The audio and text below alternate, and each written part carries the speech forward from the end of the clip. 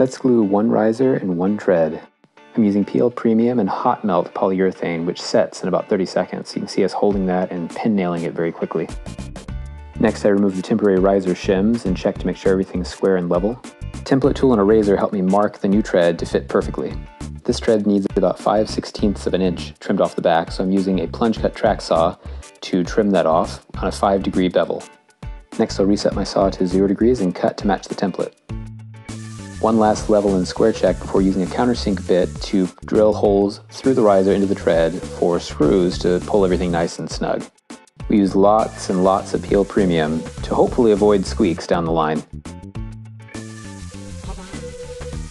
We add more hot melt polyurethane to the edges to get it to set quickly before screwing everything in and pin nailing it down.